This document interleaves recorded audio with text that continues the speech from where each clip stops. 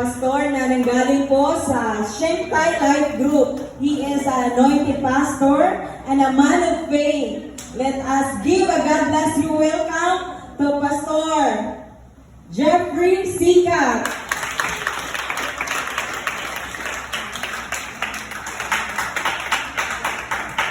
Blessed morning po sa buhay ng bawat isa. Ako po ay nagagalak at naimbitahan po tayo upang makapagsalita ng salita ng Diyos sa umagang ito. Excited na po ba tayo na makapag-inig ng salita ng Panginoon ngayong umaga? Amen! At tayo po ay magipagbukas sa Galatians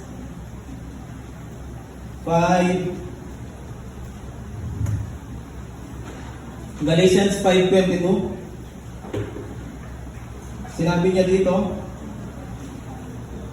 subalit ang bunga ng Espiritu ay pag-ibig, kagalakan, kapayapaan, pagtitiyaga, kabaitan, kabutihan, katapatan, kahinahunan, at pagpipigil sa sarili. Walang batas laban sa mga ganito. Salamat po sa salita ng ating Panginoong Diyos, at tayo po ipanandaliang yumuko at manalangin. Panginoong Diyos, maraming salamat po sa binigay mong pribilehyo upang makapagsalita ngayong umagang ito. At patuloy mo pong ibuwas ang iyong pagpapala sa aking buhay, at tanging salita mo lang ng Panginoon ang mamutawi sa aking mga labi. Ito po ang aking panalangin sa pangalan ng aking Panginoon Jesus. Amen. So, ang aking text verse po ngayon ay aking pinamagatang a good disciple. Sa aking pong pagsusuri sa verse na ito, dito po natin malalaman ang weaknesses at strengths sa ating buhay. Meron pong isang lalaki, meron po siyang alagang dalawang aso na nag-aaway sa kanyang katawan. Ang isa po ay mabuti at ang isa po ay masama. At sinasabi niya, may nagtatanong sa kanya kung sino yung nananalo. Sinabi po at kanya ang sinagot, kung sino po yung pinapakain ko, siya po yung nananalo. At sa pagninilay-nilay ko po sa salita ng Diyos, sinabi po ni Apostle Pablo sa verse 17, sapagkat ang mga pagnanasa ng laman ay laban sa kagustuhan ng Espiritu, at ang kagustuhan ng Espiritu ay laban sa mga pagnanasa ng laman. So, ito po yung mga battle natin sa bawat buhay natin sa araw-araw, yung mga struggles. Dahil sinasabi ni Apostle Paul dito sa kanyang mga salita, yung mga pwede nating ma-encounter sa buhay natin.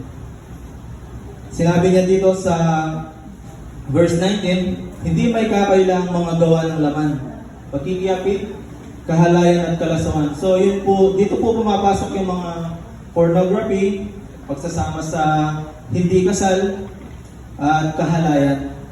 Sinabi niya rin dito sa verse 20, pagsamba sa Diyos-Diyosan, pangkukulang, pagkabuod. Dito rin po pumapasok sa topic na ito ang sinasabi ni Apostle Paul, yung idolatry, pwede po sa tao, sa artista, o kaya sa mga paborito nating mga basketball player, mga gano'n. Basta beyond sa paniniwala sa ating Panginoon, ay hindi nakakalungkot sa Kanya.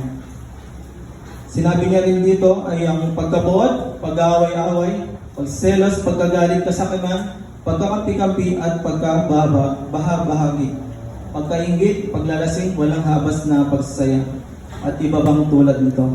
So ito po yung mga weakness natin na struggle natin sa buhay. Yung mga pwede natin ma-encounter. Kasi nasa flesh pa tayo nagkakamali tayo. Pero hindi po natin dapat i-reason out ang mga bagay na ito upang maging normal ang mga kamalian sa ating mga buhay. Sinabi din ni Apostle Paul dito, yung mga bunga ng Espiritu. Ito po ay ang pag-ibig, kagalakan, kapayapaan, pagtsatsaga, kabaitan, kabutihan, katapatan, kahinahunan, at pagpipigil sa sarili. Walang batas laban sa mga ito. So, ito po yung mga nature of the Spirit. Sa English, fruit of the Holy Spirit. Kaya po sinabing fruit of the Holy Spirit, wala po siyang yes, singular lang po siya. Kasi pag nananahan na sa iyo ang banal na Espiritu, kailangan ugaliin mo lahat. Hindi po pwedeng mabuti ka lang, may kapayapaan ka, ay nasa iyo na ang fruit of the Holy Spirit. Dapat atin po itong isinapamumuhay sa araw-araw nang makapagbigay tayo ng lugod sa ating Panginoon.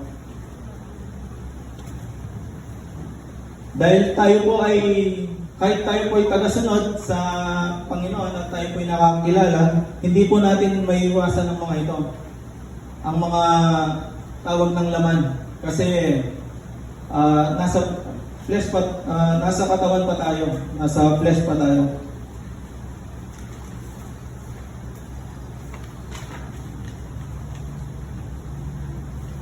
At meron po akong 3 points para makatulong sa ating araw-araw na pamumuhay.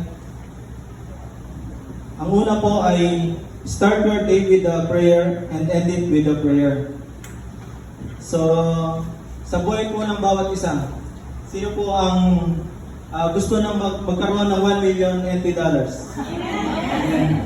Amen po, no? Kaso may $1 million NT dollars ka, kaso hindi ka na magigising bukas.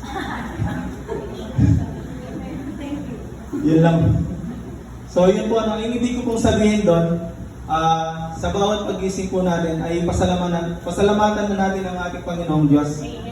Diba sabi po nila, every gising is a blessing. Kaya wala po tayong ibang dahilan na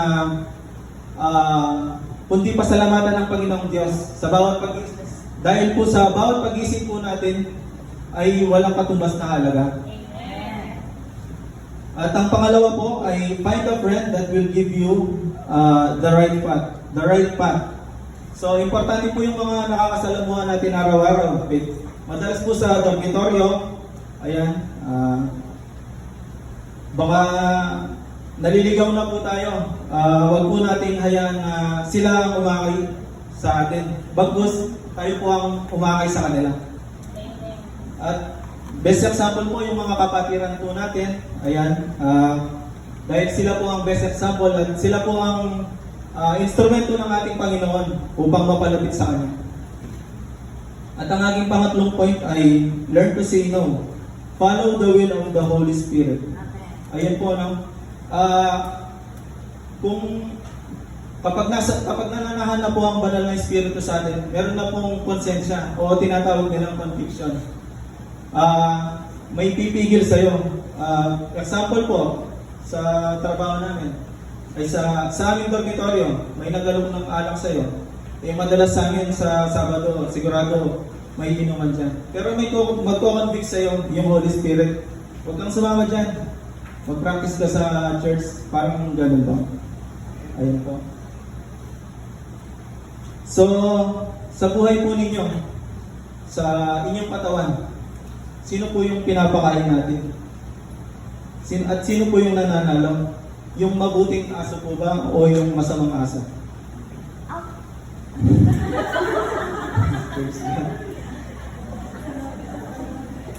At sa akin pong pagtatapos, babasahin ko po ang 2 Corinthians 5:17.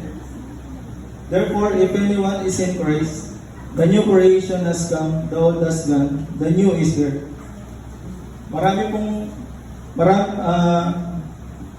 Ito po ang aking personal testimony sa aking buhay sa mga nagawa ko po dito at sa patuloy na pag-battle sa aking buhay.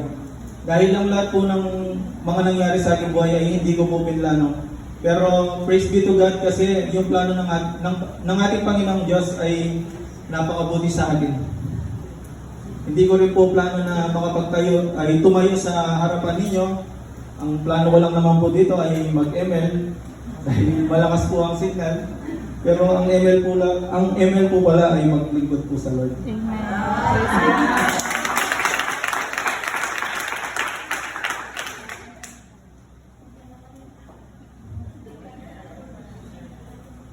At nagpapasalamat po ako sa katuruan ng Panginoon at yun lang po sa Diyos po.